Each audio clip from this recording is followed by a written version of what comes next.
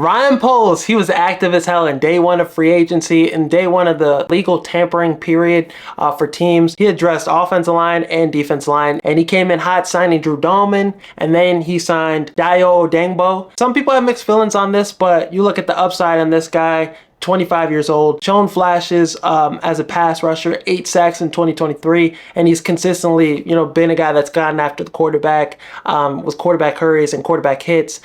This season, only 3 sacks, but the quarterback hurries, the quarterback hits were there. It was just he wasn't, finishing those sacks. And you look at how bad the Colts defense was last year in the secondary, and, it was just really him and Latu, Kwity Paye, some of that defensive line. DeForest Buckner got banged up earlier on last season, so there really wasn't consistency with the defensive line for the Colts. You got to put a lot of things in context when you grade his play and what he was with the Colts. And it seems like the Bears are banking on what he could be instead of what he was, so I don't mind this. He was projected to get $17.5 million. The Bears got him for $16 million a year, and it's a 3-year deal, really like a 2-year deal though. 25 years old, 6'6", 285 pounds. He has that Cam Jordan kind of build with the athleticism he has. This is a Dennis Allen guy. This is the type of guys Dennis Allen wants on this defense, wants at the defensive end positions. Can play D-tackle with the Colts, 3-4 defense. He seems more like a 4-3 fit. He seems like more of a 4-3 defensive end. So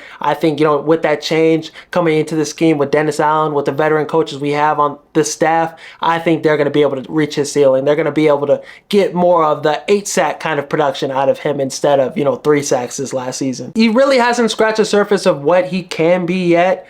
Improving every year, improving facets of his game every year. Still has a lot to show, but with his athleticism, with the power he plays, with the strength, 25 quarterback hurries, 3 sacks last year, those were his numbers. 17 quarterback hits. I like what he can be in the future, just a development kind of guy. And like I said, with Dennis Allen, I think Dennis Allen's going to be able to get the most out of him. Him coming into the fold right now, he's going to be the starting defensive end outside of Montez Sweat. This is really just a younger, better version of DeMarcus Walker with a higher ceiling. So bringing him in, upgrading this defensive line, regardless of what you feel about Dayo Odeyingbo, this was an improvement for the Bears on the defensive line.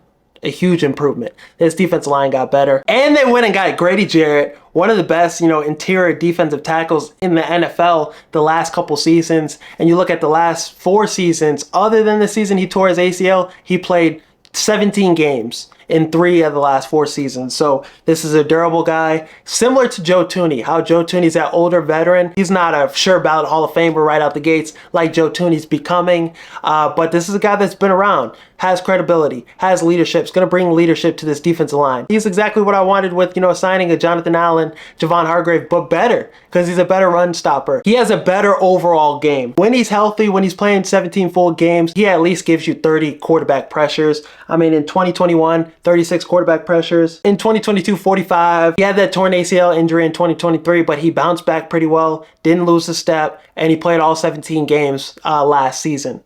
So we really got the best offensive lineman and the best defensive lineman from the Atlanta Falcons. Huge steals by Ryan Poles. I'm really excited about a rotation of Billings, Dexter, and Grady Jarrett. Grady Jarrett, he's a defensive tackle that plays more than anybody. He plays majority of the team snaps. He played 66% of snaps last year with the Falcons. Getting him on a little reduced role where he could rotate, he'll be fresh. Billings will be fresh. Dexter will be fresh. And I think he'll improve our run defense tremendously. He's a consistent force up the middle. He's a 2-time Pro Bowler, 2-time second team All-Pro. This guy has a proven track record, so I'm really excited about this ad. And defensively, we could go no wrong in the draft. You just add a guy in the first pick. You add a guy like Mykel Williams, James Pierce Jr., one of those guys at pick 10. Or maybe you get a guy, pick 39, pick 41, a Kyle Kennard from South Carolina, a Deion Walker, defensive tackle from Kentucky. You could do a lot of good things to improve this defensive line, but already having the foundation there, best player available,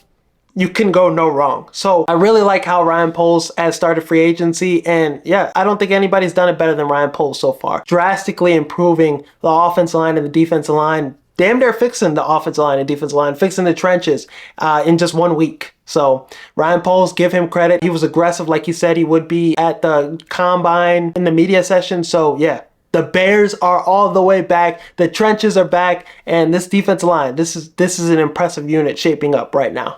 But I would want him to get an extension done with, Keenan Allen. I would want him to stay with the Chicago Bears for maybe 2 or 3 more years because he's coming off his best season last year with the Chargers.